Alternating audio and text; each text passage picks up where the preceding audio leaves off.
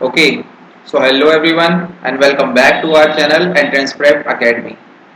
कैसे हैं आप लोग?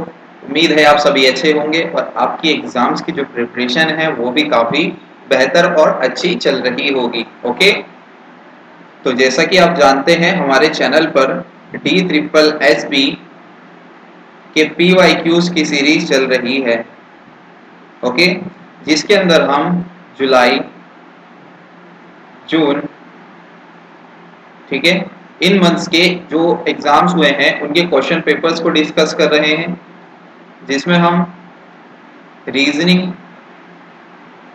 अभी रीजनिंग के क्वेश्चंस को डिस्कस कर रहे हैं, देन मैथ्स के भी करेंगे, then G K, then English and Hindi. Okay, तो अगर हम चाहें तो ये जो पूरा क्वेश्चन पेपर है ये हम एक बार में एनालिसिस कर लें। ओके, मतलब हम इसको एक बार में यहाँ पर स्क्रीन पे लाकर सॉल्व कर दूं आपके सामने, लेकिन हम ऐसा नहीं कर रहे हैं। क्यों नहीं कर रहे हैं? ताकि आपको जो कॉन्सेप्ट्स हैं वो भी क्लियर हो, साथ ही साथ जो PYQs हैं वो भी आप सॉल्व कर लें। ओके, तो मतलब आपको बेस्ट कंटेंट प्रोवाइड करने के लिए ही हम इसको सेपरेट कर रहे हैं। ओके, तो आपको क्या करना है, जो हमारी प्लेलिस्ट है उसे ज्वाइन कर लीजिए। ओके, तो मैंने सेपरेट प्लेलिस्ट बना दी है। आप चैनल पे जाएंगे, प्लेलिस्ट के सेक्शन में जाएंगे तो वहां पे आपको ये वीडियोस मिल जाएंगी। तो ये हमारी थर्ड क्लास है, इससे पहले दो क्लासेस ऑलरेडी अपलोडेड हैं, वो जाकर आप देख सकते हैं। चलिए शुरू करते हैं, आगे चलते हैं। तो आज के जो क्वेश्चंस हमने लिए हैं वो PGT home science domestic science का जो एग्जाम हुआ था आपका 15 जुलाई को, वहां से लिए हैं। ओके, क्वेश्चन नंबर 1 देखते हैं। 8 people are sitting in two parallel row containing 4 people each in such a way that there is equal distance between adjacent persons। Okay, अब बच्चे यहाँ कहेंगे सर आप हिंदी में क्वेश्चन नहीं ला रहे। बेटा मैं हिंदी में बोल रहा हूँ। ओके, तो जो भी मैं बोलूंगा सब हिंदी में बोलूंगा, तो हिंदी में क्वेश्चन की जरूरत नहीं है। और रीजनिंग एक ऐसा टॉपिक है जिसमें क्वेश्चन हिंदी में हो या इंग्लिश में हो, ऐसा कोई खास फर्क पड़ता नहीं है। और कुछ जो वर्ड होते हैं, ठीक है, जो जैसे एंड और इस तरह के, जैसे कि यहाँ पे जे के लिए यूज किया हुआ है, तो वो मैं आपको बताऊंगा, वो हिंदी इंग्लिश दोनों में बताऊंगा उस चीज को मैं आपको। ओके, चलिए आगे चलते हैं, क्वेश्चन पढ़ते हैं। In one row I J K and L are seated and all of them are facing south. Okay, यहाँ पर लिख लेते हैं हम। यहाँ पर हमारे 1 2 3 4 4 पर्सन है दोनों रो में, तो यहाँ पे रो 1 बना देते हैं। रो 1 हो गया ये हमारा, रो 1। ओके, देन ये हमारा रो 2 बना देते हैं फेसिंग नॉर्थ। ये भी ध्यान रखें आप, फेसिंग नॉर्थ। ये रो 2 हो गया हमारा। ओके, तो जो हमारा रो 2 है वो नॉर्थ की तरफ फेस है, और जो रो 1 है उसका साउथ की तरफ फेस है, तो ये साउथ की तरफ फेस हो जाएगा। ये हमारा हो जाएगा लेफ्ट हैंड, ये हमारा हो जाएगा राइट हैंड, क्योंकि साउथ की तरफ फेस है। नॉर्थ की तरफ ये हमारा हो जाएगा राइट हैंड, और ये हमारा हो जाएगा लेफ्ट हैंड। अब आप ये पूछेंगे सर आपने ये राइट हैंड लेफ्ट हैंड किस तरह क्लियर किया, मतलब किस तरह आपने खुद सिलेक्ट किया? ओके, तो मैं आपको यहाँ बता देता हूँ। अगर मैं कहीं भी नॉर्थ डायरेक्शन में फेस करूंगा, मतलब north direction not according to compass, according to your face. Okay, तो जिधर की तरफ आप फेस करेंगे, ओके, वो ही आपका नॉर्थ होगा, ये मान के चलें आप। तो जो आपका नॉर्थ है, अगर मैं स्क्रीन की तरफ फेस किया हुआ हूँ, तो मेरा जो नॉर्थ है वो सामने की साइड है। ओके, तो इसमें जो मेरा राइट साइड होगा वो ये वाला साइड हो जाएगा, ये लेफ्ट साइड हो जाएगा। अगर मैं साउथ की बात करूं तो वो मेरा अपोजिट हो जाएगा, मतलब अपोजिट, कि ये हमारा राइट हो जाएगा, जो यहाँ पे लेफ्ट था, और जो हमारा यहाँ पे राइट था वो लेफ्ट हो जाएगा। ओके, तो अगर आप अपने अकॉर्डिंग लेकर चलेंगे, जैसे मेरा फेस अभी नॉर्थ की तरफ है, तो ये मेरा राइट हैंड है और ये मेरा लेफ्ट हैंड है। ओके, अगर मैं इसका अपोजिट कर दूं, मैं टर्न ले लूं और मैं साउथ की तरफ फेस कर दूं, मतलब तो नॉर्थ का अपोजिट साउथ होता है, तो क्या हो जाएगा, ये मेरा राइट हैंड हो जाएगा, देन जो लेफ्ट था, और जो राइट था वो हमारा लेफ्ट हैंड हो जाएगा। ओके, अगर मैं यहाँ ईस्ट की बात करूं, ईस्ट में इस तरह फेस करूं मैं, इस तरफ ऐसे इस तरह करके, तो ये मेरा राइट होगा, देन ये मेरा लेफ्ट होगा। ओके, तो ये मेरा राइट हो जाएगा, देन ये मेरा लेफ्ट हो जाएगा। ओके, और अगर मैं वेस्ट की तरफ फेस करूं, इधर की तरफ, तो ये मेरा राइट हैंड होगा, देन ये मेरा लेफ्ट हैंड होगा। ओके, तो मैं वेस्ट की तरफ फेस करूंगा अगर, तो मेरा राइट हैंड ये हो जाएगा और लेफ्ट हैंड ये हो जाएगा। इस तरह से आप डायरेक्शन को याद कर सकते हैं, और ये हमारे 90 डिग्री डायरेक्शंस होते हैं। आगे क्वेश्चंस को करेंगे डिस्टेंस वाले, तो उसमें 45 डिग्री डायरेक्शंस के बारे में भी बताऊंगा। ठीक है, तो अभी के लिए आप इसको याद रखें। क्वेश्चन पर आते हैं। Thus each person faces another person from the row. Her person जो दोनों रो का है वो एक दूसरे की तरफ फेस किया हुआ है। Okay, no one sits to the right of R. R जो है हमारा रो 2 के अंदर है। ओके, तो no one sits right of R, R के राइट में कोई नहीं है। आर के राइट में जब कोई नहीं है तो आर कॉर्नर पे आएगा, क्योंकि राइट में कोई नहीं है। Okay, only two people sits between P and R. P और आर के बीच में सिर्फ दो लोग हैं। तो पी हमारा रो 2 के अंदर है और इन दोनों के बीच दो लोग हैं। आर जो है, आर के राइट में कोई नहीं है, तो आर कॉर्नर पे आएगा। कौन से कॉर्नर पे? राइट कॉर्नर पे आएगा, क्योंकि उसके राइट में कोई नहीं है। ओके, लेफ्ट में हो सकते हैं लेकिन राइट में कोई नहीं है, यहाँ पे ये दिया हुआ है। ओके, तो पी और आर के बीच में दो लोग हैं, तो पी कहाँ? लेफ्ट कॉर्नर पे आ जाएगा, क्योंकि टोटल रो के अंदर 4 लोग हैं, बीच में दो लोग आने चाहिए। ओके,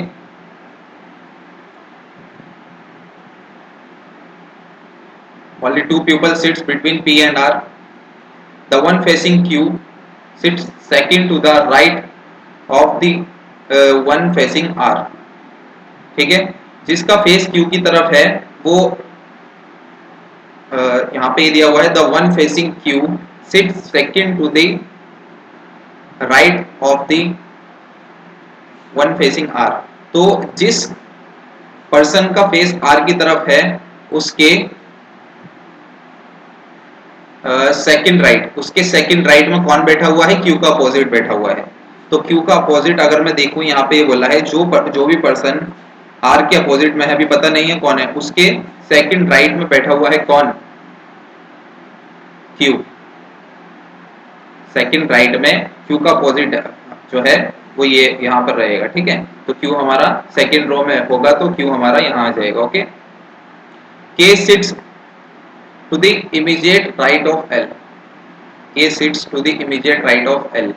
अगर मैं L को यहाँ रख दूं तो K यहाँ आ जाएगा, L को यहाँ रख दूं तो K यहाँ आ जाएगा, और L को यहाँ रख दूं तो K यहाँ आ जाएगा। अभी पता नहीं है हमें, पॉसिबिलिटी है ये हमारी। J sits to the immediate right of K does not face Q.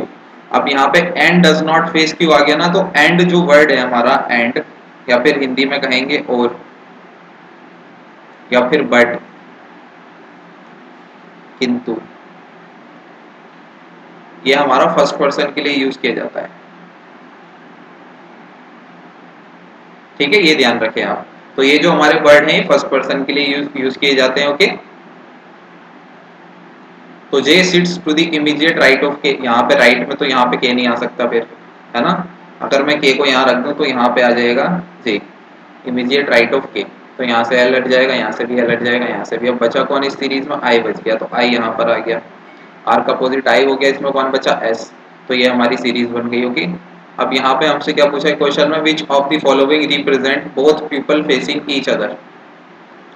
जे और एस? नहीं जी, ये दोनों एक दूसरे को फेस नहीं कर रहे हैं। इसमें पूछा है बोथ पीपल, मतलब वो दो पर्सन जो एक दूसरे की तरफ फेस करे होंगे। ठीक है, के और एस? नहीं, के और एस भी नहीं। K Q? K N Q? Q N L? नहीं है, तो ऑप्शन नंबर सी करेक्ट हो जाएगा, के एन क्यू। तो यहाँ पे हमसे कहा था J sits to the immediate right of K, right के राइट में है, and does not face Q, तो जे का जो फेस है वो क्यू की तरफ नहीं है, तो यहाँ पर आ जाएगा वो। ठीक है, आई होप आपको समझ में आ गया होगा। नेक्स्ट क्वेश्चन की तरफ चलते हैं, क्वेश्चन नंबर 2। ये हमारा ब्लड रिलेशन का क्वेश्चन है, इसको सॉल्व करते हैं। पूरा रीड नहीं करना है, बस हमें डायरेक्ट इक्वेशन पे आना होता है इसमें, देन हमें जो रिलेशन पूछा है उसे बता देते हैं। ठीक है, क्वेश्चन पर आते हैं। P multiply Q, P multiply M, sorry, P M की पत्नी है। P M की पत्नी है।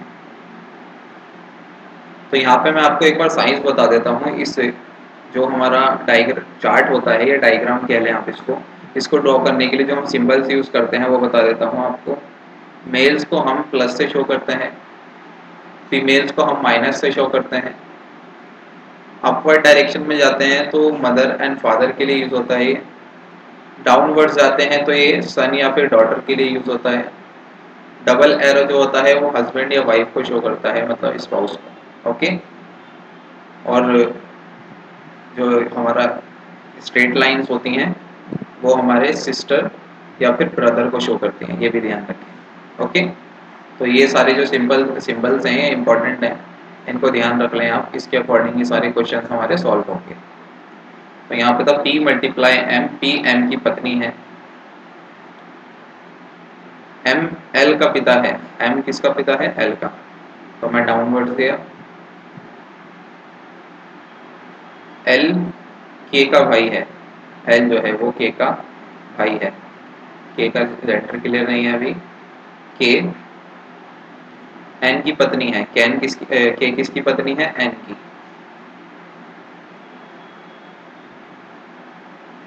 N B का पिता है, N J का पिता है। ठीक है, N जो है यहाँ पे J का पिता है। J Q की पत्नी है, J जो है वो Q की पत्नी है। यहाँ पर माइनस आ गया। अब यहाँ हमसे पूछा है K Q से किस प्रकार संबंधित है? K Q से किस प्रकार संबंधित है? तो पत्नी की माता, पत्नी की माता होंगी यहाँ पर। ठीक है, क्योंकि Q कौन है? J का हस्बैंड है, और K जो है J की मदर हुई। एंड फादर हुए तो K कौन हुई? इसकी मदर हुई। ये दोनों मदर एंड डॉटर हो गए। ठीक है, तो ये कौन होगा इसका? Q इसका हस्बैंड हो गया J का। ठीक है, तो यहाँ पे Q की ये पत्नी है और ये K कौन है? J की माता। तो पत्नी की माता, इस तरह से। ठीक है, C option. Question number 3, question read कर देता हूँ एक बार। Which of the following letter cluster will replace the question mark in the given series to make it logically complete, to make it logically complete। यहाँ पे ध्यान रखें। Okay, अब ABD, PDG, CFJ, DHM। Okay, यहाँ पे 11, 22। यहाँ पे simply हमें कोई भी लॉजिक निकालना है इन चार के बीच में, वही यहाँ पांचवे में आना चाहिए। तो यहाँ 11, 22, 33 एंड 44। अब यहाँ देखें तो 11 का टेबल चल रहा है। ओके, यहाँ पे 11 का टेबल चल रहा है, तो नेक्स्ट पे 55 आएगा। तो ऑप्शन नंबर सी में ही है 55, तो यही हमारा करेक्ट हो जाएगा। ओके, नेक्स्ट क्वेश्चन की तरफ चलते हैं। क्वेश्चन नंबर 4, ये बेसिकली हमारा पॉसिबिलिटी का क्वेश्चन है। ओके, इसको किस तरह करते हैं ध्यान से देखें। इसमें जो हमारी वर्डिंग है क्वेश्चन की, तो उसको ध्यान से पढ़ना होता है। हिंदी और इंग्लिश ऑलमोस्ट सेम ही रहेगा, बस यहाँ पे डेज के नाम चेंज हो जाएंगे, मतलब वो इंग्लिश हिंदी में हो जाएंगे। ठीक है, तो हिंदी मीडियम वाले बच्चे भी देख लें, तो जो अप्रोच होती है वो तो दोनों में ही सेम रहेगी, हिंदी और इंग्लिश के लिए। ओके, देखें इस क्वेश्चन को ध्यान से, इसकी वर्डिंग पे ध्यान रखें। जैसे जैसे मैं चलूंगा वैसे वैसे मेरे साथ चलें आप। Kalyan correctly remember that they have watch a movie on some day after Monday before Thursday. तो कल्याण एक पर्सन है, उसको याद है कि उसने मूवी देखी। तो मूवी देखी उसने, लेकिन मूवी कब देखी? मंडे के बाद में, Sunday after Monday before Thursday, और थर्सडे से पहले, थर्सडे से पहले। सेकंड पर्सन है जोशित, उसने कहा that they have watch the movie on some day before Friday. उसने कहा हमने फ्राइडे से पहले, बट आफ्टर ट्यूसडे, और ट्यूसडे के बाद देखी है मूवी। ओके, तो यहाँ क्वेश्चन में क्या दिया है और हमसे पूछा है on which day did both the friend watch the movie. हमसे एग्जैक्ट डे पूछा है कि किस दिन दोनों फ्रेंड्स ने मूवी देखी होगी। तो ये बेसिकली पॉसिबिलिटी का क्वेश्चन होता है। इसमें एक दोस्त कह रहा है कि हमने मंडे के बाद में देखी है लेकिन थर्सडे से पहले देखी है, दूसरा कह रहा है मुझे याद है कि मैंने ट्यूसडे के बाद देखी है बट फ्राइडे से पहले देखी है। तो हमें ये बताना है एग्जैक्ट डे कौन सा है जिसमें दोनों ने मूवी देखी है। तो यहाँ पे हम कॉमन जो डे होगा उसको कंसीडर करेंगे। किस तरह करेंगे वो यहाँ देखिए आप, मंडे आ गया हमारा ट्यूसडे, देन हमारा वेडनेसडे, देन ये हमारा थर्सडे, ट्यूसडे, देन ये हमारा वेडनेसडे, देन ये हमारा थर्सडे। अब इस तरह के क्वेश्चन में क्या करना होता है, जब उसने कहा कि हमने मंडे के बाद देखी है लेकिन थर्सडे से पहले देखी है, ठीक है, कल्याण ने क्या कहा, मंडे के बाद बट थर्सडे से पहले, तो ना तो उसने मंडे को देखी होगी क्योंकि मंडे के बाद देखी है, ना उसने थर्सडे को देखी होगी क्योंकि थर्सडे से पहले देखी है। इन दोनों में से जो बीच के डेज हैं हमारे मिड डेज हैं, इन दोनों में से किसी एक दिन पे देखी होगी, क्लियर। जो हमारा जोशित है वो कह रहा है हमने ट्यूसडे के बाद देखी है लेकिन फ्राइडे से पहले देखी है, तो ना तो उसने ट्यूसडे को देखी होगी क्योंकि यूँ कह रहा है कि ट्यूसडे के बाद देखी है, तो और ना फ्राइडे को देखी होगी क्योंकि ये बोल रहा है कि फ्राइडे के पहले देखी है, तो हमारे 2 डेज बचे। अब इन दोनों में हम देखें तो यहाँ पे ट्यूसडे आ गया, यहाँ पे थर्सडे आ गया, ओके। तो ट्यूसडे और थर्सडे में कुछ भी कॉमन नहीं है, बट यहाँ पे एक डे कॉमन है जो कि हमारा वेडनेसडे निकल कर आता है, तो हमारा जो वेडनेसडे होगा वही हमारा करेक्ट आंसर हो जाएगा। इसमें हमें बेसिकली कॉमन डे सिलेक्ट करना होता है कि कॉमन डे कौन सा निकल कर आ रहा है। जो हमारे फर्स्ट एंड लास्ट डे होते हैं उनको हम एलिमिनेट कर देते हैं, देन हमारे जो मिड डेज बचते हैं उनमें से जो कॉमन डे होता है उसको हम कंसीडर कर लेते हैं, देन इस तरह से हमारा जो आंसर हो जाएगा option number D, Wednesday. Question number 5 की तरफ चलते हैं। क्वेश्चन नंबर 5 बेसिकली हमारा डिस्टेंस एंड डायरेक्शन का क्वेश्चन है। इस क्वेश्चन को ध्यान से देखेंगे देन सॉल्व करेंगे। Firoz starts from point A and walk 250 metre. इस क्वेश्चन को हम जरूरी नहीं है पूरा रीड करें देन उसके बाद सॉल्व करें, हम इसको जिस तरह से रीड करते जाएंगे साथ ही साथ सॉल्व करते जाएंगे, लेकिन उसको सॉल्व करने से पहले यहाँ पे जो जरूरी पॉइंट्स हैं उसको देख लीजिए।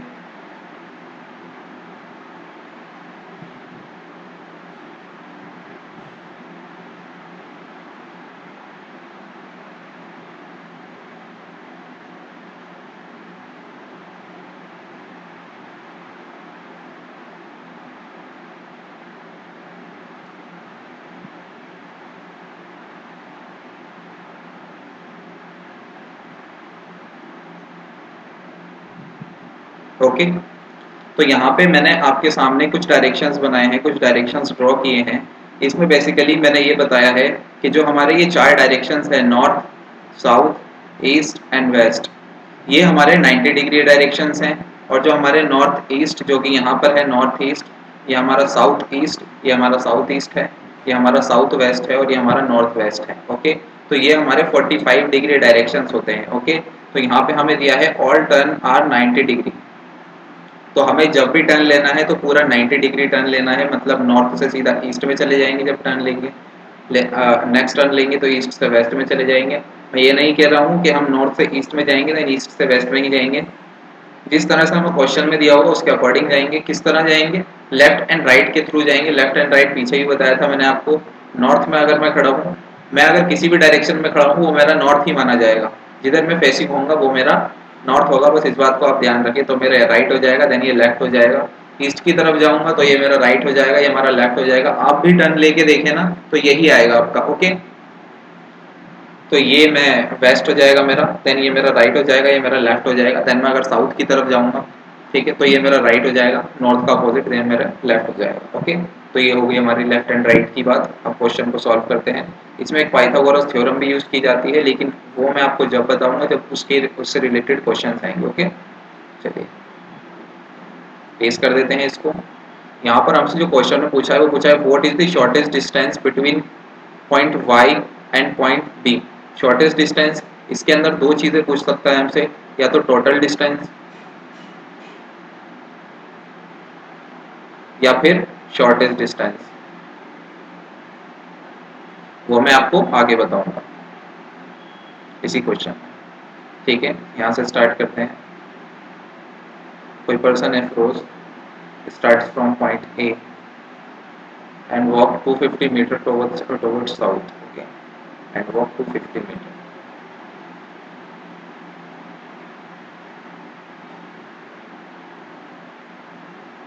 यूनिट का ध्यान रखें आप, अगर मीटर में है यूनिट तो मीटर में ही लिखें, कई किलोमीटर में लिख देते हैं बच्चे बाय मिस्टेक, तो इस चीज़ का ध्यान रखना है। He then takes a right turn and walk 100 metre to reach point B, ठीक है। तो राइट टर्न कौन सा होगा, ये वाला होगा राइट टर्न। 100 मीटर वॉक किया, यहाँ एक पॉइंट पे पहुंच गया, इस पॉइंट को नाम दिया गया B. Gaurav starts from point X which is 100 meter to the west of point A.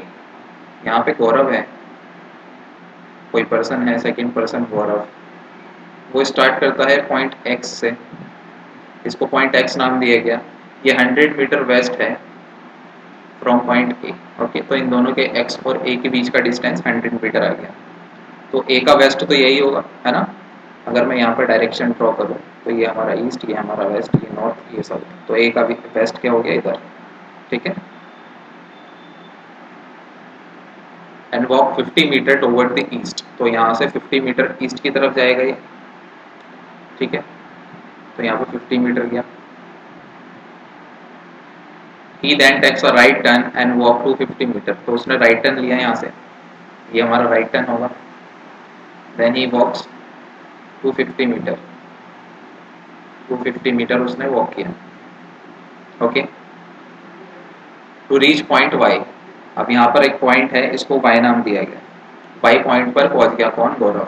What is the shortest distance between point Y and point B, ठीक है। अभी मैंने आपको शॉर्टेस्ट डिस्टेंस बताया था अभी पीछे आपको, और टोटल डिस्टेंस, ये होता क्या है यहाँ पे समझिए। अगर क्वेश्चन में हमसे कहे कि टोटल डिस्टेंस बताइए, तो दोनों पर्सन ने जो भी डिस्टेंस वॉक किया है उसको सबको सम कर देंगे, सम ऑफ टोटल, मैं वॉक लिख देता हूँ, okay, walk, sum of total walk, उन्होंने जितना भी वॉक किया है डिस्टेंस वो हमारा टोटल डिस्टेंस होगा। लेकिन अगर शॉर्टेस्ट पूछे, शॉर्टेस्ट क्या होता है, जो नियर बाई डिस्टेंस होता है उसी को हम शॉर्टेस्ट डिस्टेंस कहते हैं। नियर बाई किस तरह से, अगर आप यहाँ ध्यान से देखें, यहाँ पे पॉइंट वाई है और यहाँ पॉइंट बी है, और जो एक्स पॉइंट से गौरव चला था इस ईस्ट की तरफ, तो यहाँ पे 50 मीटर चला था, वो 50 मीटर चला था। जब 50 मीटर चला और इन दोनों के बीच का डिस्टेंस टोटल 100 है, तो यहाँ भी 50 बचा होगा, फिर यहाँ भी 50 बचा होगा, है ना। तो यहाँ 50 बचा, यहाँ 50, और चला कितना, राइट में कितना चला, 250। तो इस पॉइंट पर पहुंच गए, ये पॉइंट वाई है, दोनों मैच हो गए, ये point B and point Y एक ही लाइन पर आ गए, है ना। तो अब जो शॉर्टेस्ट डिस्टेंस है इन दोनों के बीच का, बी और वाई का, 50 मीटर हो जाएगा, समझ गए आप। तो जो हमारा शॉर्टेस्ट डिस्टेंस है वो तो 50 मीटर होगा, जो नियर बाई डिस्टेंस होता है वही हमारा शॉर्टेस्ट डिस्टेंस कहलाता है। तो ऑप्शन नंबर सी करेक्ट हो जाएगा। ओके, नेक्स्ट क्वेश्चन की तरफ चलते हैं। Question number 6, study the given diagram carefully and answer the question that follows. The number in different section indicate the number of people. तो यहाँ पे आप देखें, यहाँ पे एक वेन डायग्राम दिया हुआ है जिसमें एक्टर, डांसर और सिंगर्स को शो किया हुआ है। ओके, तो ये जो नंबर्स हैं ये एक सर्कल है, ये एक सर्कल एक्टर को शो करता है, डांसर को, ये सिंगर्स को। अब हमसे क्वेश्चन में पूछा है how many such actors are there who are also dancer and singer. तो यहाँ पे कितने एक्टर्स ऐसे हैं, ठीक है, जो कि डांसर भी हैं और सिंगर भी हैं। कितने ऐसे हैं एक्टर, ओ हाँ, एक्टर कितने ऐसे हैं, या फिर हमसे पूछता कितने डांसर ऐसे हैं जो एक्टर और सिंगर दोनों हैं, या फिर ये पूछता कितने सिंगर ऐसे हैं जो एक्टर और डांसर दोनों हैं। तब यहाँ पर आप वेन डायग्राम पर आए तो आप यहाँ देखेंगे, अगर मैं ये 20 कंसीडर करता हूँ तो इसके अंदर ये दोनों सर्कल कवर हो रहे हैं, सिंगर और एक्टर के, बट ये डांसर का सर्कल कवर नहीं हो रहा। तो वो सर्कल, वो एरिया देखना है जहां पर तीनों सर्कल जो है ओके मैच होते हैं।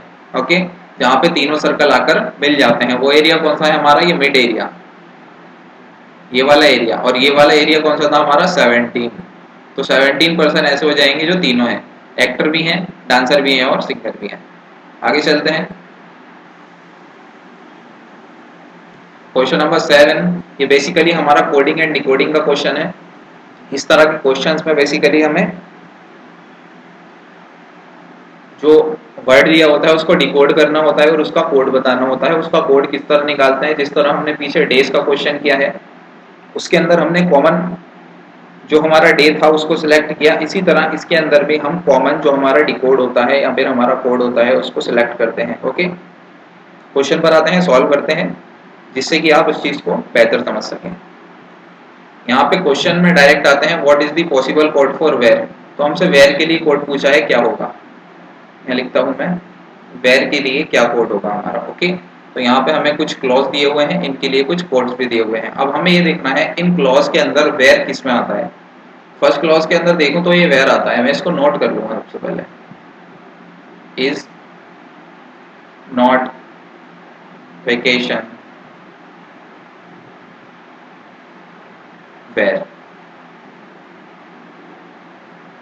इसका कोड है हमारा OLEJFDMN।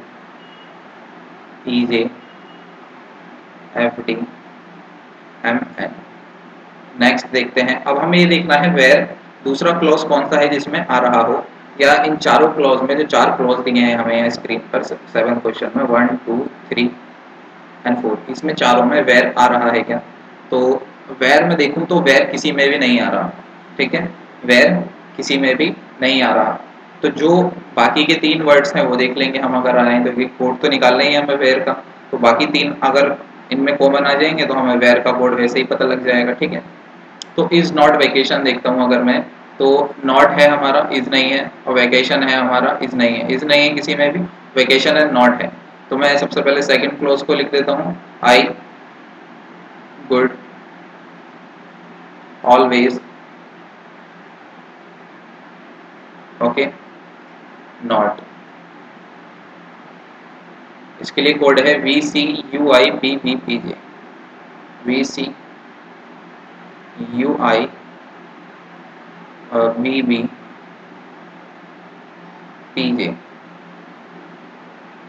नेक्स्ट हमने कंसीडर किया था वेकेशन। वेकेशन यहाँ पर पूरा ही लिख लेता हूँ मैं, the vacation I want.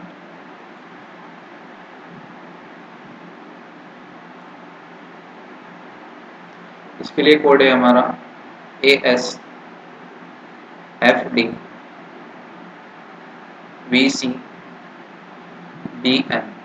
Okay, अब बेसिकली हमें क्या करना है, इसमें हमें कॉमन कोड निकालना है। अगर मैं वेर का देखूं तो वेर किसी में है नहीं, तो उसका कोड हमें भी पता नहीं लग पाएगा। अगर मैं इज देखूं, इज भी किसी में कॉमन नहीं है, चारों में ही कॉमन नहीं है, तो उसका कोड भी अभी पता नहीं लग पाएगा। किसका पता लग पाएगा? नॉट एंड वेकेशन का पता लग पाएगा। नॉट में अगर इसमें देखूं कि दोनों क्लॉज में नॉट वर्ड कॉमन है। अब यहाँ पे देखूं कौन सा कोड कॉमन है, तो वीसी कॉमन नहीं है दोनों में। ठीक है, यहाँ पे मैं इसको अगर नंबरिंग दे दूं फर्स्ट सेकेंड एंड थर्ड, तो मैं फर्स्ट और सेकंड का कंपैरिजन कर रहा हूँ, तो इसमें VC कॉमन नहीं है, UI भी कॉमन नहीं है, BB भी कॉमन नहीं है, P और J कॉमन है। तो नॉट का कोड P और J हो जाएगा, इसको हम क्रॉस कर देंगे क्योंकि हमें चाहिए वेर का है, तो हमें नॉट का कोड लिखने की ज़रूरत ही नहीं है। अब वेकेशन देखेंगे, वेकेशन पहले और तीसरे में है, तो वेकेशन यहाँ पे कॉमन है और यहाँ पे भी कॉमन है। यहाँ पे देखेंगे कौन सा कोड कॉमन है, AS नहीं आ रहा, VC भी नहीं आ रहा और PN भी नहीं आ रहा। कोड कॉमन है FD, इसको क्रॉस कर देंगे। अब हमारे पास दो ही कोड बचते हैं, OL और MN। अब यहाँ ऑप्शंस देखें तो ऑप्शंस भी हमारे आइदर और में है। ठीक है, तो यहाँ पे हमारा या तो OL होगा कोड या फिर MN होगा, आइदर और की कंडीशन बन जाएगी, तो ऑप्शन नंबर डी करेक्ट हो जाएगा। ओके, क्वेश्चन नंबर 8 हमारा वेन डायग्राम और सिलोजिज्म से रिलेटेड क्वेश्चन है। ये इस तरह के क्वेश्चंस मैंने पिछली वीडियो में भी कराए हुए हैं। अगर आपने नहीं देखी वो वीडियो, तो वो वीडियो भी आप जाकर देख लें। ठीक है, तो उसमें बताया हुआ है मैंने सम नॉट या फिर ऑल या फिर नो के जो डायग्राम है, वेन डायग्राम है, वो किस तरह हम ड्रॉ कर सकते हैं। ओके, और नेगेटिव जो है स्टेटमेंट्स कौन सी होती हैं, पॉजिटिव स्टेटमेंट्स कौन सी होती हैं, कंक्लूजन को किस तरह से हम सिलेक्ट करते हैं, किस तरह से हम रॉन्ग और राइट की कंडीशन रखते हैं, ये सारी बातें मैंने उसमें बताई हुई हैं वीडियो नंबर 1 के अंदर, तो वो आप जाकर देख सकते हैं। अभी हम क्वेश्चन पर आते हैं। All bolts are nails, all nails are screw, all screw are pin. ये तो देखिए काफ़ी इजी है, बट कुछ आ जाते हैं सम नॉट इस तरह के, तो वो मैंने बताया हुआ है वीडियो नंबर 1 में। वहाँ जाकर आप देखेंगे तो आपको वो कॉन्सेप्ट पूरी तरह से क्लियर हो जाएगा कुछ ही मिनट में। ओके, चलिए क्वेश्चन बनाते हैं। Some pins are bold, some pins are bold, कुछ पिन बोल्ट है। हाँ जी, बोल्ट जो है पिन के अंदर आता है, तो पिन का कुछ पार्ट बोल्ट के अंदर भी होगा, तो ये हमारा करेक्ट हो जाएगा। अब यहाँ दिया है हमें नो स्क्रू इज बोल्ट, तो नो जो है हमारा ये नेगेटिव कंक्लूजन है, बट पूरा हमारा स्टेटमेंट पॉजिटिव में है, तो जब पॉजिटिव में स्टेटमेंट होता है कंक्लूजन नेगेटिव में नहीं हो सकता, ये हमारा रॉन्ग हो जाएगा। तो only one follows, only conclusion one follows. Next question की तरफ चलते हैं, क्वेश्चन नंबर 9। सेम क्वेश्चन आ गया क्वेश्चन नंबर 7 की ही तरह। इसको भी सॉल्व करते हैं। इसमें भी हमें कॉमन कोड देखना होगा। इसमें अगर आप ऑप्शंस देखें तो इसमें जो ऑप्शंस दिए हुए हैं हमें, उसमें भी आइदर की कंडीशन है चारों ऑप्शंस में। ओके, तो हमसे यहाँ बेसिकली कोड पूछा है वेरी का। वेरी देखना है हमें। वेरी हमारा इस वाले क्लॉज में है, देन इसमें नहीं है वेरी, इसमें भी नहीं है, देन इसमें भी नहीं है, इसलिए हमारी आइदर की कंडीशन में नहीं है। तो यहाँ पे लिख लेते हैं हम वेरी। ओके, अब हम यहाँ पे वर्ड, यहाँ पे क्लॉज लिख लेते हैं, देन उसका कोड लिख लेते हैं। सेल्फ इज टाइम वेरी, जिसमें वेरी आता है वो वाला लिखेंगे। Self is time very. इसका कोड क्या है हमारा? Q A P N, Q A P N C D E Z. Next, अब जब वेरी नहीं आ रहा तो इन दोनों तीनों वर्ड में से कोई वर्ड आ रहा हो वो वाला क्लोज ले लेंगे। टाइम आ रहा है पहले क्लोज में, तो टाइम वाला ले लेंगे। The time you give. Okay, इसका कोड है Q W C D H J H G. Next close लेते हैं हम। देन टाइम हो गया। सेल्फ और इस बचा हमारा, क्योंकि वेरी तो है नहीं। सेल्फ हमारा आ रहा है, सेल्फ भी नहीं आ रहा, इज आ रहा है सिर्फ। यू योर वैल्यूएबल इज, यहाँ पे लिखेंगे you your valuable is. Okay, अब ये मुझे जो पूरे पूरे क्लॉज एंड कोड्स लिखने पड़ रहे हैं, ये सिर्फ और सिर्फ आपको समझाने के लिए लिख रहा हूँ मैं। अब जो बच्चे यहाँ पर आए होंगे जिनको ये क्वेश्चंस आते होंगे वो सोचेंगे सर तो इतना लंबा लंबा करवा रहे हैं और मतलब वीडियो इतनी ज़्यादा लेंथी हो जा रही है। ठीक है, तो अगर आपको आता है तो आप थोड़ा स्किप करके आगे जा सकते हैं। ठीक है, लेकिन जिनको नहीं आता हमें उनके हिसाब से भी चलना पड़ेगा, तो इसको पूरा सॉल्व ही कराना पड़ता है। तो इसका कोड है हमारा एच जे आई ओ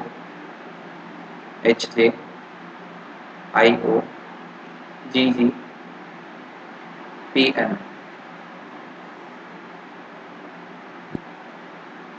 ओके, तो यहाँ पर हम देखें वेरी तो है ही नहीं, लेकिन यहाँ टाइम और यहाँ पर टाइम कॉमन है। यहाँ पर मैं इसको नंबरिंग देता हूँ फर्स्ट सेकंड एंड थर्ड। तो फर्स्ट एंड सेकंड का कंपैरिजन देखेंगे तो इसके अंदर टाइम कॉमन है लेकिन कुछ और कॉमन नहीं है। तो यहाँ पर अब हमें कोड देखना है। डब्ल्यू क्यू डब्ल्यू कॉमन नहीं है, एच जे भी कॉमन नहीं है, एच जी भी कॉमन नहीं है, सी और डी कॉमन है। अब जो टाइम है, टाइम के नीचे जो कोड लिखा है, टाइम के नीचे इस वाले क्लॉज में जो कोड लिखा है, ये दोनों सेम है। तो ज़रूरी नहीं है कि जो कोड है वो उसी सेम वर्ड के नीचे आपको दिया हुआ हो। यू के नीचे भी दे सकता है, गिव के नीचे भी दे सकता है, दा के नीचे भी वो कोड दे सकता है। तो आपको बेसिकली कॉमन ही देखना है। यहाँ पे आपको हो सकता है कंफ्यूज करने के लिए दिया हुआ एग्जामिनर ने, बट आपको कॉमन कोड ही देखना है जब भी आप इस तरह के दूसरे क्वेश्चन करेंगे। तो ओके, तो यहाँ पे टाइम का आगे तो टाइम को क्रॉस कर देंगे। हमें कोड चाहिए वेरी का, तो हमें ज़रूरी नहीं कि टाइम का सेल्फ का इसका अलग अलग लिखें। आगे देखते हैं, फर्स्ट और थर्ड का कंपैरिजन करते हैं। तो यहाँ पे इज आ गया, सेल्फ नहीं है, इज आ गया। इज यहाँ पे है, इज यहाँ पे है, जी जी नहीं है दोनों में, आई ओ नहीं है, एच जे नहीं है। तो हमारा क्या बचा?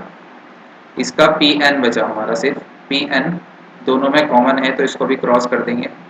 तो हमारा वेरी के लिए दो ही कोड बचते हैं, क्यू ए और ई जेड। तो option number Q A E Z, option number C हमारा करेक्ट हो जाएगा। Question number 10, this question is based on 5 3-digit number given below. तो 1 2 3 4 5 3-digit नंबर है। इसमें फर्स्ट डिजिट हमारा 6 होगा, सेकंड 9 होगा एंड थर्ड 7 होगा। ये इंस्ट्रक्शन भी आपको दी हुई है। All operations are to be done from left to right. जितने भी ऑपरेशन हम यहाँ पे करेंगे, जितने भी लॉजिक लगाएंगे, वो लेफ्ट टू राइट करने पड़ेंगे। किसका लेफ्ट टू राइट? जिस तरह मैं स्क्रीन की तरफ देख रहा हूँ, इसमें आपको मेंशन किया हुआ है, ये हमारा लेफ्ट है, ये मेरा भी लेफ्ट है, और ये हमारा राइट है, ये हमारा भी राइट है।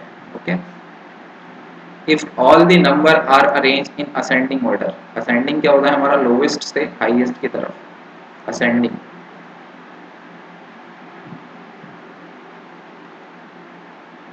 और हाईएस्ट से जब लोवेस्ट की तरफ जाते हैं तो हमारा क्या होता है? डिसेंडिंग। ओके, चलिए क्वेश्चन पर आते हैं। इसको हिंदी में बोलेंगे, हिंदी में बताइए इसको क्या बोलते हैं नीचे कमेंट सेक्शन में, असेंडिंग को। If all the number are arranged in ascending order, the position of number remain unchanged। तो ऐसे कितने नंबर हैं होंगे जिनकी पोजीशन अनचेंज रहेगी, जिस पोजीशन में मतलब जिस प्लेस पे वो यहाँ है, प्लेस वैल्यू है जो उन नंबर्स की, वो सेम रहेगी। यहाँ पे लिखते हैं हम 603, 1 बाई 1 सारे नंबर्स लिख लेंगे जिससे आपको समझाने में आसानी रहे। 777, 731, 806। ओके, याद आ गया मुझे। हिंदी में इसको बोलते हैं आरोही क्रम, असेंडिंग ऑर्डर को कहते हैं आरोही क्रम। मैं यहाँ लिख देता हूँ, असेंडिंग को ए से डिनोट कर देता हूँ, इसको कहते हैं आरोही क्रम, और डिसेंडिंग को कहते हैं अवरोही क्रम।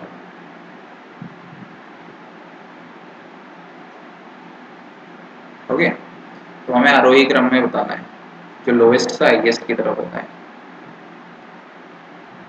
If all numbers are arrange in ascending order, तो इनको असेंडिंग ऑर्डर में लगा देंगे। तो सबसे पहले हमारा 03 आ जाएगा, देन 703 आ जाएगा, 731 आ जाएगा, 777, 806। तो ये हमारा असेंडिंग ऑर्डर हो गया, आरोही क्रम, जो हमारा ये वाला है, ये हमारा आरोही क्रम हो गया। इसमें कितने नंबर्स ऐसे हैं जिनकी पोजीशन अनचेंज है?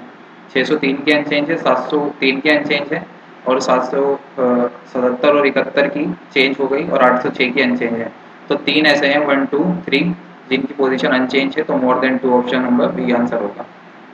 नेक्स्ट की तरफ चलते हैं, question number 11। In the following series only one letter cluster is incorrect. तो यहाँ पर पूरी सीरीज है, इसमें से कोई एक वर्ड ऐसा है, मतलब अल्फाबेटिकल के अल्फाबेट तीन तीन अल्फाबेट के 1 2 3 4 5 ग्रुप हैं, इनमें से एक वर्ड ऐसा होगा जो कि इस पूरी सीरीज को इनकरेक्ट करता है। Select the incorrect letter cluster, जो इनकरेक्ट जो है उसको सिलेक्ट करना है। मैं यहाँ पर लिख देता हूँ बी ए डी। तो इनकी अल्फाबेट्स की जो ट्रिक्स वगैरह हैं, या अप्रोच कह सकते हैं आप उसको, जल्दी से लर्न करने की और इन क्वेश्चन को अल्फ़ाबेटिकल सीरीज़ के आसानी से सॉल्व करने की, वो मैंने आपको पिछली वीडियो में, मतलब वीडियो नंबर 1 के अंदर बताई थी। ठीक है, अगर आपने नहीं देखी है तो वो आप जाकर देख सकते हैं।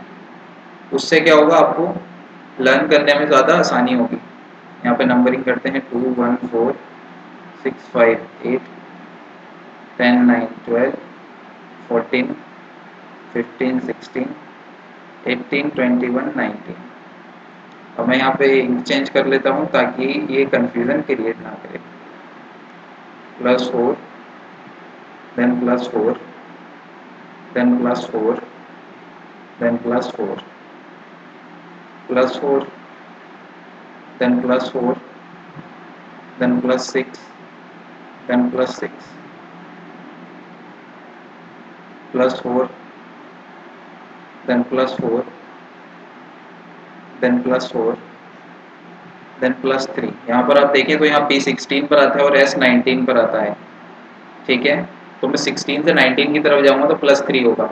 अब आप यहाँ देखें एक सीक्वेंस फॉलो हो रहा है, जो फर्स्ट अल्फ़ाबेट से फर्स्ट की तरफ जा रहा हूँ तो +4 हो रहा है, मैं सेकंड अल्फ़ाबेट से सेकंड की तरफ जा रहा हूँ तो 2 में +4 हो रहा है, 2 में +6 हो रहा है। तो ये एक लॉजिक है, एक सीक्वेंस है। अगर यहाँ +6 की जगह कुछ और आता तो ये अनफॉलो कर देता, बट यहाँ पे 2 बार रिपीटेड हैं दो नंबर, तो +4 +4 +6 +6, तो ये एक सीक्वेंस को फॉलो कर रहा है। देन जो थर्ड अल्फ़ाबेट है वो थर्ड अल्फ़ाबेट से थर्ड पे जाएंगे हम नेक्स्ट में, नेक्स्ट वर्ड पे, तो +4 का सीक्वेंस फॉलो हो रहा है। लेकिन जो लास्ट वर्ड है हमारा RUS, जब उसमें P से P16 से S19 की तरफ जा रहे हैं तो +3 हो रहा है, जबकि +4 होना चाहिए था। +3 हमारा गलत होगा। तो इस तरह से RUS इस सीरीज को इनकरेक्ट कर देता है। RUS option number D answer हो जाएगा। Question number 12। ABCD E and F live on 6 different floor of the same building। ये बिल्डिंग वाला क्वेश्चन है, ये एक क्वेश्चन जरूर आ रहा है DCP के एग्जाम में। The lower most floor in the building is number 1। Okay, यहाँ पे ड्रॉ करते हैं एक टेबल। बेसिकली इस तरह के क्वेश्चंस को करने के लिए एक पॉसिबिलिटी होती है तो उसके लिए हम टेबल को ड्रॉ कर लेते हैं इस तरह की, ताकि जिस तरह से क्वेश्चन में स्टेटमेंट दी हुई है उसके अकॉर्डिंग चलते रहें और लास्ट में जो हमारी पॉसिबिलिटी उसको सेटिस्फाई करती है, उसको फॉलो करती है स्टेटमेंट को, उसको हम आंसर मान लेते हैं। तो यहाँ हमें बोला है the lower most floor number 1 है, लोअर मोस्ट नंबर 1 है, उसके ऊपर नंबर 2 है and so on, number 2 3 4 5 and 6। Top most क्या है हमारी 6 है, टॉप मोस्ट 6 आ गई हमारी। यहाँ पर इस तरह से कॉलम्स बना लेंगे। अब हमसे यहाँ बोला है the sum of the floor number in which C and D live add up to 10। अब यहाँ एक इम्पॉर्टेंट चीज़ है समझने वाली, इम्पॉर्टेंट बात ये है कि इसको आप ध्यान से समझें और देखें और जानें। The sum of the floor number in which C and D lives add up to 10। तो यहाँ बोला है जिस फ्लोर पर सी और डी रहते हैं उन दोनों फ्लोर्स का जो सम है वो 10 आना चाहिए। मतलब जिस मंजिल पर सी और डी रहते हैं उन दोनों मंजिलों को जोड़ने के बाद, मतलब उन दोनों मंजिलों के नंबरों को जोड़ने के बाद हमारा जो योग है, योग मतलब सम है, वो 10 आना चाहिए। ठीक है, हिंदी वाले भी समझ गए होंगे, इंग्लिश वाले भी। तो यहाँ पे अगर मैं इन 6 फ्लोर में देखूँ तो 6 और 4 ही मेरा ऐसा होता है जिसका सम 10 आता है। अगर उसके अलावा कुछ है तो आप मुझे नीचे कमेंट सेक्शन में बता देना। मुझे तो यहाँ पे कुछ ऐसा नहीं दिख रहा। ओके, क्वेश्चन पर आते हैं। Only 3 people lives between P and B and F.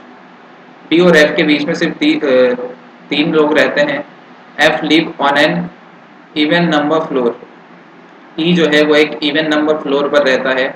Even क्या हो गया हमारा, इवन हो गया हमारा सम हिंदी में। ऑड क्या होता है हमारा, ऑड होता है हमारा विषम। समझ गए? तो ई जो है एक सम संख्या वाले मंजिल पर रहता है, तो ई यहाँ रहेगा, या तो ई या तो यहाँ रहेगा या फिर ई यहाँ रहेगा। अब यहाँ पे मैं एक चीज आपको समझाऊं, तो हमने कहा था डी और सी का जो सम होगा फ्लोर का वो 10 होगा। तो यहाँ पे 6 और 4 ही बचते हैं। अगर मैं ई को 6 पे बिठा दूंगा तो सी कहाँ जाएगा, और अगर मैं 4 पे ई को बिठा दूंगा तो सी और डी कहाँ जाएंगे। तो ये वाली पॉसिबिलिटी तो हमारी बनेगी ही नहीं। तो ई को यहाँ क्रॉस कर देंगे, ई यहीं रहेगा, यहाँ पे सी और डी दोनों में से कोई एक आएगा। B lives on a floor below A. तो अगर मैं यहाँ कहूँ बी फ्लोर, बी जो है ए के नीचे रहता है, डी लिव्स, डी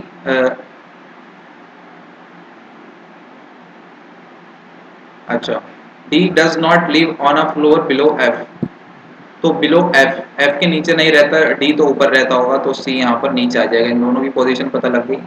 अब हमसे क्या कहा था, एफ और बी के बीच में 3 लोग हैं, एक दो 3, तो बी यहाँ आ गया। और ए के नीचे रहता है बी, तो ए यहाँ आ गया। बन गई हमारी फ्लोर, पूरी बिल्डिंग बन गई हमारी। C lives on which floor, C कौन सी फ्लोर पर रहता है, सी हमारा 4th फ्लोर पर रहता है। ऑप्शन नंबर बी करेक्ट हो जाएगा। ओके, तो जैसे जैसे स्टेटमेंट दी हुई है वैसे वैसे हमें फॉलो करना है। Raman starts from point A and walk 1 kilometre towards north. Okay, यहाँ पर पॉइंट ए बना लेते हैं, नॉर्थ की तरफ जा रहा है। ओके, तो यहाँ पे ड्रॉ कर लेते हैं थोड़ा नीचे की साइड।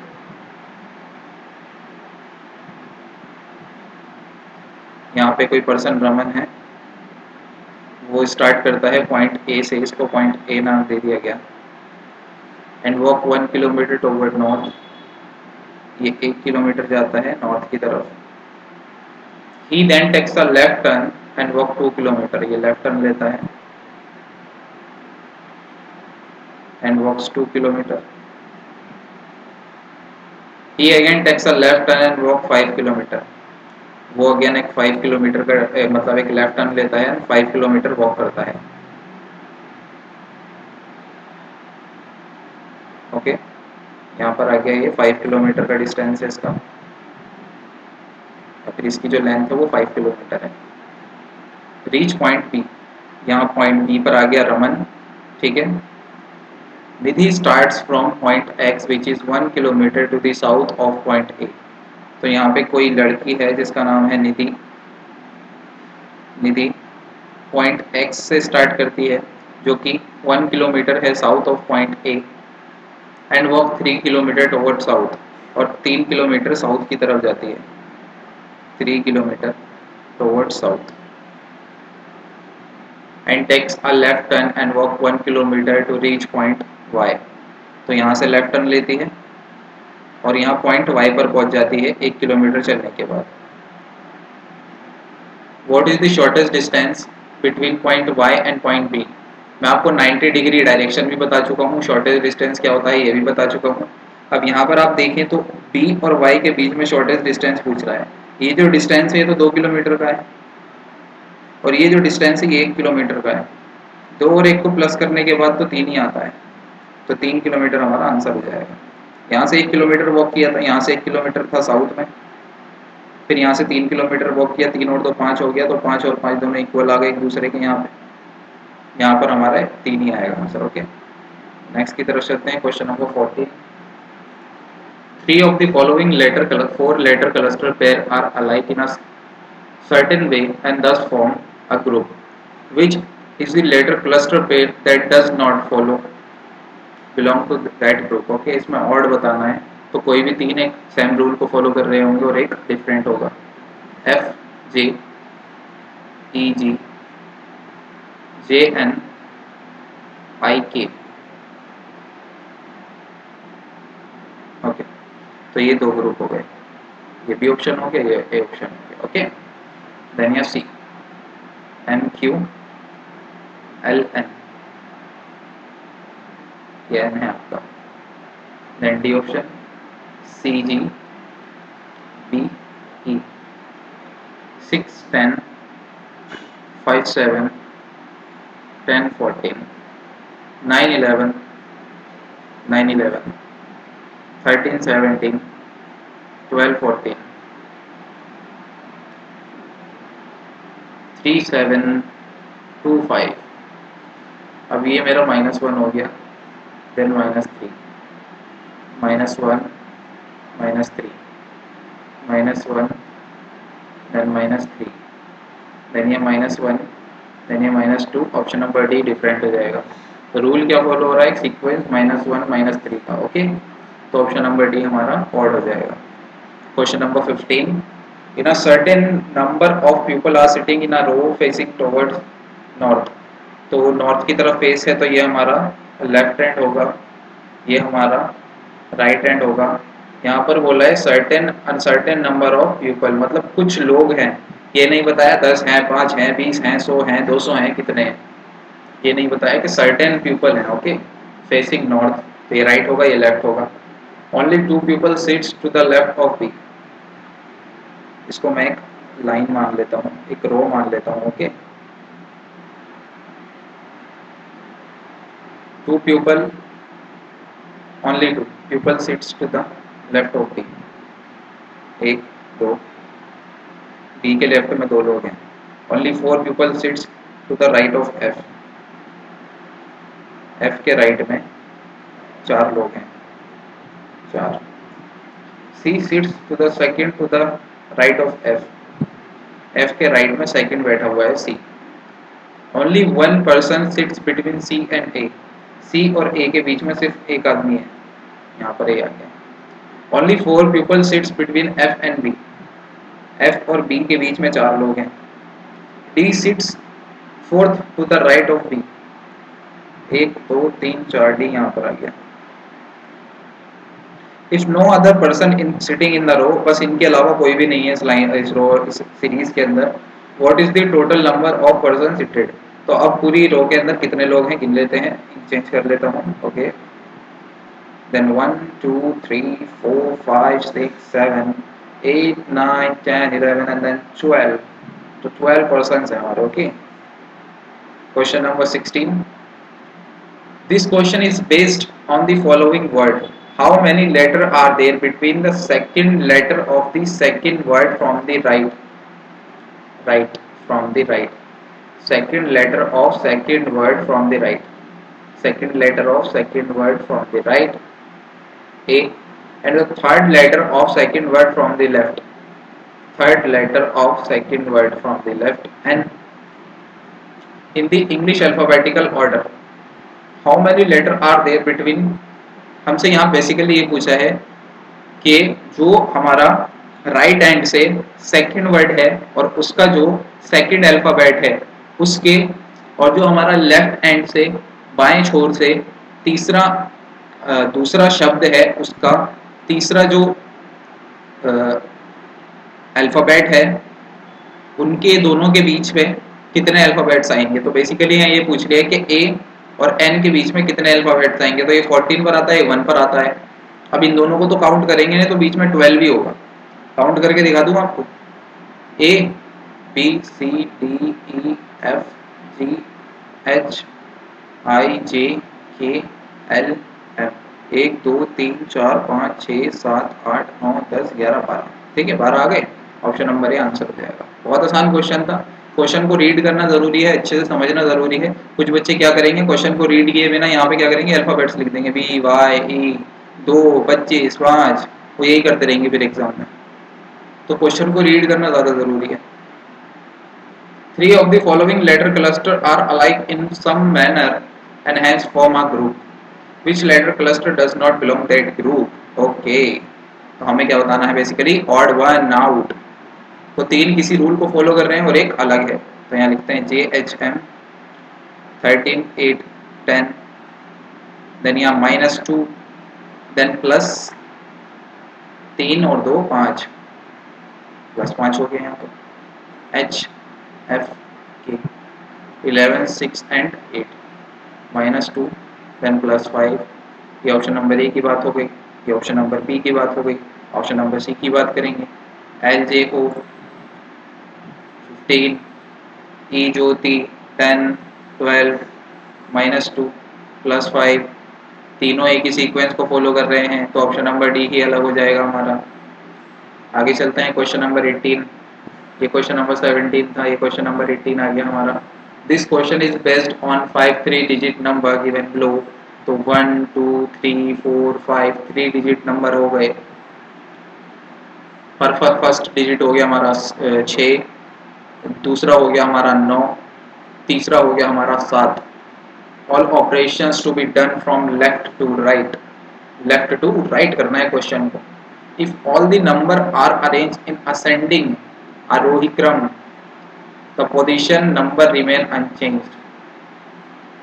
ऑल द नंबर्स बोला है हमसे, ऑल द नंबर्स। कई बार यहाँ पे दे देता है ऑल डिजिट्स।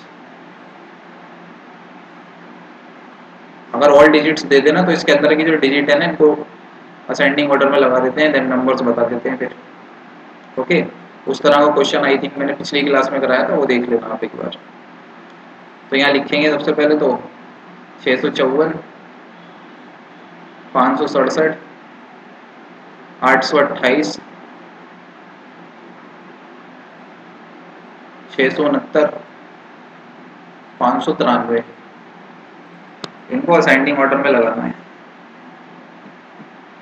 तो 567 पे लगा जाएगा, देन 593, देन 654, 669 और 828। ओके, तो यहाँ हमसे बोला है रिमेन अनचेंज, जिनकी पोजीशन अनचेंज है। इसकी तो चेंज हो गई, इसकी भी चेंज हो गई, इसकी चेंज हो गई पोजीशन, इसकी भी चेंज हो गई, तो यही बचता है 1। ऑप्शन नंबर डी, जिनकी अनचेंज पोजीशन है वो बताना है। ओके, तो एक ये हमारा 669। क्वेश्चन नंबर 19, ब्लड रिलेशन का क्वेश्चन आ गया फिर से हमारा।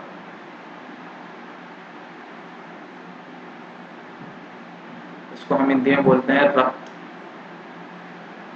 क्या बोलते हैं, रक्त संबंध।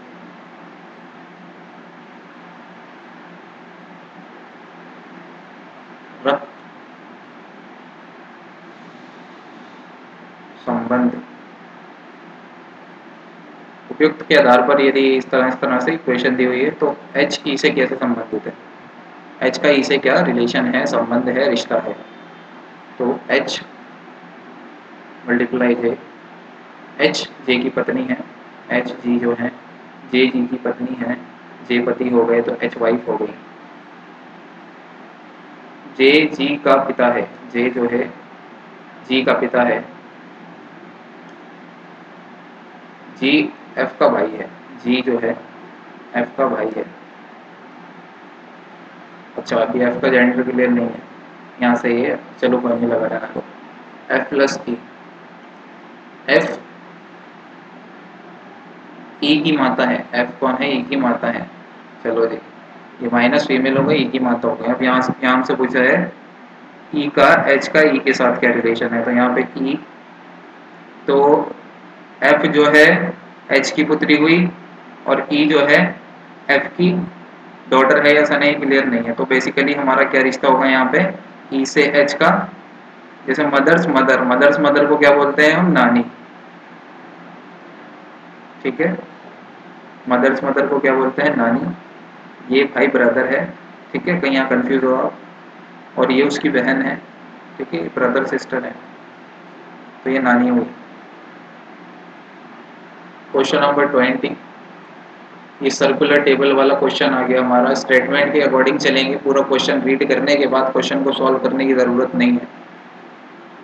बनाने की एक टेबल, 8 पीपल्स हैं, 1 2 3 4 5 6 7 8 sitting around a circular table facing the centre. Centre की तरफ फेस है जी इन लोगों का। पिछली क्लास में बताया था राइट और लेफ्ट सेंटर वाला, और अपोजिट का भी बताया था। जब सेंटर की तरफ फेस होगा तो ये राइट होगा, ये लेफ्ट होगा। इसके अपोजिट जब होगा, इसके जब अपोजिट होगा तो ये हमारा लेफ्ट होगा, ये हमारा राइट होगा। ओके, चलो क्वेश्चन पर आते हैं, इसको इरेज कर देते हैं। क्वेश्चन पर आ जाते हैं हम। While some are sitting at exact center of the side, C इस कुछ कॉर्नर पे है तो कुछ सेंटर पे है, ये बता रखा है। C is sitting second to the right of E. E को अगर मैं यहाँ लिख दूँ, कहीं से भी स्टार्ट कर सकते हैं आप सर्कुलर में, किसी भी शेप, कोई भी शेप को आप कहीं से भी स्टार्ट कर सकते हैं। अगर यहाँ से मैंने मुझे बोला है ई के, C is sitting second to the right of E, तो ई का राइट होगा इधर, सेकंड सी यहाँ आ जाएगा। ठीक है, चलिए। Only 3 people are between H and D. H और डी के बीच में सिर्फ 3 लोग हैं। अगर मैं एच को यहाँ रख दूँ तो 1 2 3 डी यहाँ पर आएगा, और एच को मैं अगर यहाँ रख दूँ तो 1 2 3 डी यहाँ पर आएगा। अभी पता नहीं है कहाँ पर आएगा, तो एक पॉसिबिलिटी बना ली हमने। H is an immediate neighbor of E, okay, H is an immediate neighbor of E, तो दोनों ही साइड पर आ रहा है तो immediate neighbor तो हो ही गया। Only 3 people are sitting between E and I, E और I के बीच में 3 लोग हैं, तो E का अपोजिट I होगा। E और I के बीच में दोनों ही साइड से 3 लोग हैं। When counted from left, left से काउंट कर लो, राइट से काउंट कर लो, बात होती है। E is sitting at one of the corner, E is sitting one of the corner, चलिए कंफ्यूज करने के लिए दिया है आपको, इससे मतलब नहीं है। F is sitting to the immediate right of C, F is sitting to the immediate right of C, C के immediate right में है तो यहाँ से D को भगाना पड़ेगा, C को F को बुलाना पड़ेगा, D को भगाना पड़ेगा, तो यहाँ से H को भगाना पड़ेगा। Okay, J is not an immediate neighbor of D, J जो है D को पसंद नहीं करता, तो J को यहाँ बिठा दो, इमीडिएट नहीं है तो इनके बीच में एक मीडिएटर बना दो। कौन बचेगा हमारा, G बचेगा। G हमारा यहाँ आ जाएगा D और J के बीच में।